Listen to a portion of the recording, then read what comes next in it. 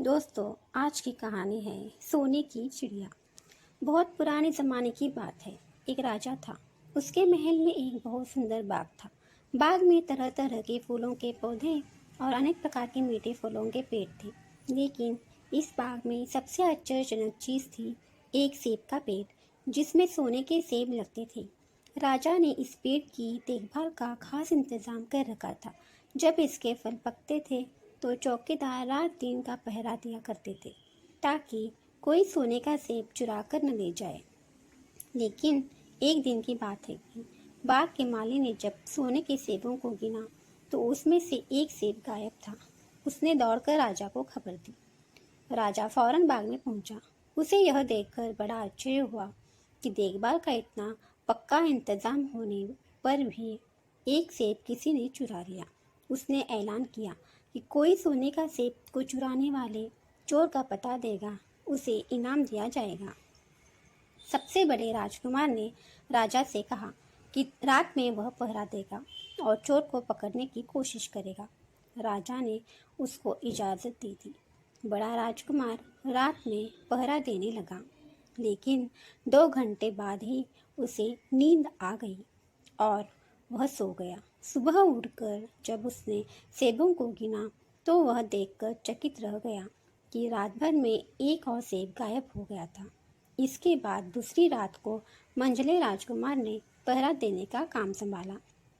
उसे भी नींद आ गई और तीसरा सेब चोरी हो गया। राजा बहुत चिंतित था। इतने में सबसे छोटा राजकुमार आया और उसने कहा कि आज की रात मैं पहरा दूंगा और चोर को पकड़ूंगा।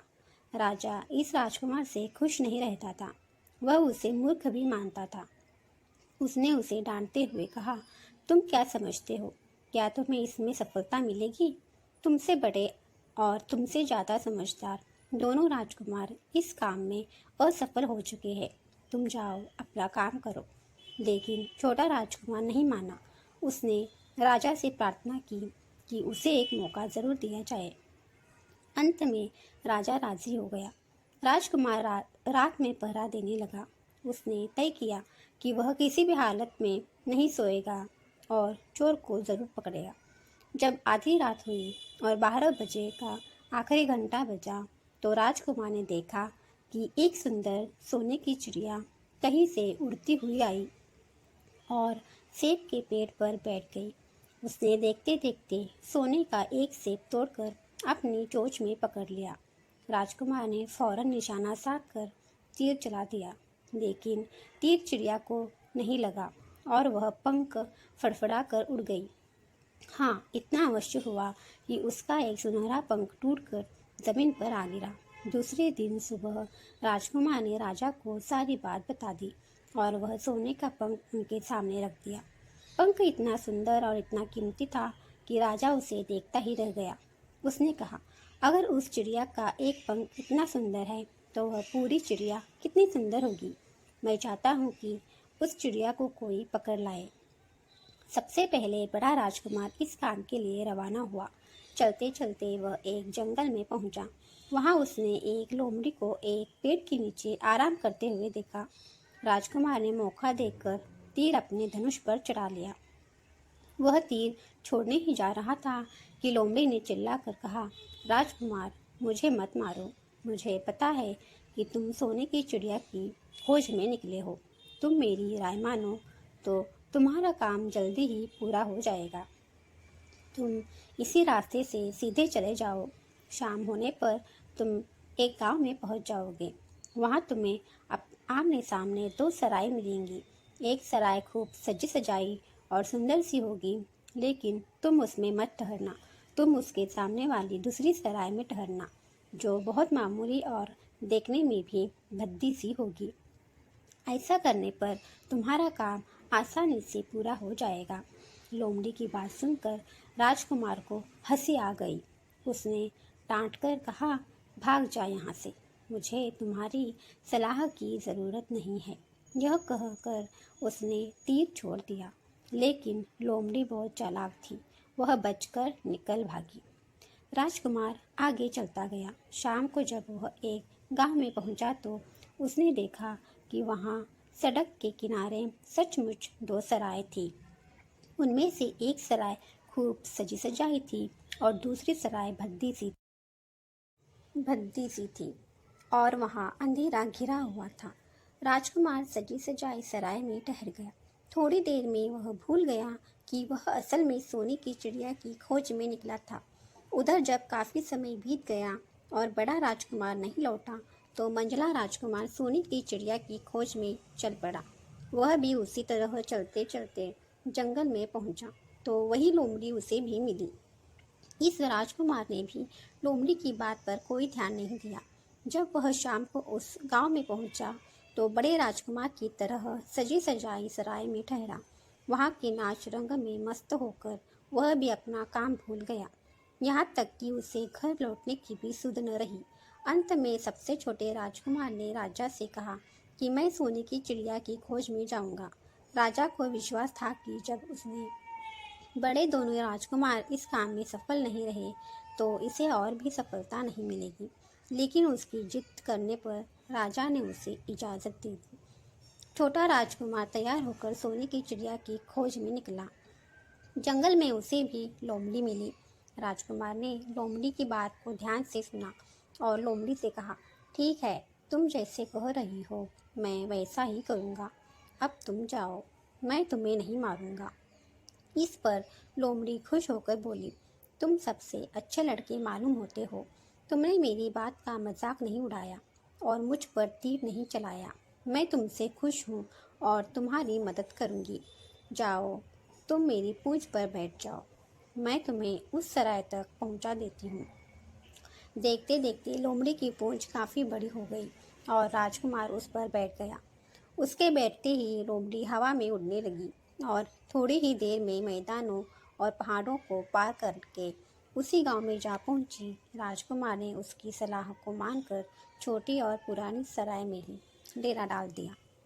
वह दूसरी सजी सजाई सराय से दूर ही रहा। दूसरे दिन सुबह उठकर जब वह आगे बढ़ा तो कुछ दूर चलने पर उसे वह लोमड़ी फिर से रास्ते में मिल गई। लोमड़ी ने उससे कहा, अब मैं तुम्हें बताती हूँ कि आगे तुम्हें क्या करना चाहिए। तुम सीधे चलो। आगे चलने पर तुम्हें एक बहुत बड़ा किला मिलेगा जिस पर सिपाही लोग पहरा दे रहे होंगे। तुम सिपाहियों से डरना मत और सीधे अंदर चले जाना, क्योंकि वे इस समय सो रहे होंगे। तुम बेधड़क होकर किले में घुसते चले जाना और उनके कमरों को पार करते हुए उस जगह पहुंच जाना जहां लकड़ी के एक मामूली से पिंजरे में सोने की चिड़िया बंद है। तुम चिड़िया को पिंजरे सहित उठाकर किले से बाहर ले आना।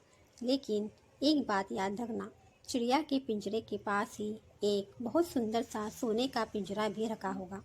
तुम भूलकर भी चिड़िया को उस पिंजरे में मत रखना, मगर तुम उसे लकड़ी के पिंजरे में से निकाल कर सोने के पिंजरे में रखने की कोशिश करोगे तो बाद में पछताओगे। यह कहकर लोमड़ी ने राजकुमार को फिर से अपनी पूंछ पर बिठाया और थोड़ी ही देर में उसको किले के पास पहुंचा दिया। राजकुमार ने किले का पास जाकर देखा कि सचमुच उसके पहरेदार सो रहे थे। वह बिना डरे सीधा महल में घुस गया और थोड़ी ही देर बाद वह उस कमरे में जा पहुंचा जहां सोने की चिड़िया एक पिंजरे में बैठी हुई थी। पिंजरे के पास ही सोने की 3 सेब पड़े हुए थे। इन सेबों को देखकर राजकुमार ने फौरन पहचान लिया कि ये सेब उसके पिता के बाग के ही थे। सोने की चिड़िया इतनी सुंदर थी कि राजकुमार उसको देखता ही रह गया। वह उसको उठाकर लाने ही वाला था कि उसकी नज़र पास ही पड़े एक सुंदर से पिंजरे पर पड़ी। वह पिंजरा बहुत सुंदर था और उसमें तरह तरह के कीमती पत्थर जड़े हुए थे। सोने की चिड़िया के लिए वही पिंजरा ठीक मालूम पड़ता था। राजकुमार लोमड़ी की बात को भूल गया और उसने सोने की चिड़िया को लकड़ी के पिंजरे से निकालकर सोने के पिंजरे में बंद कर दिया।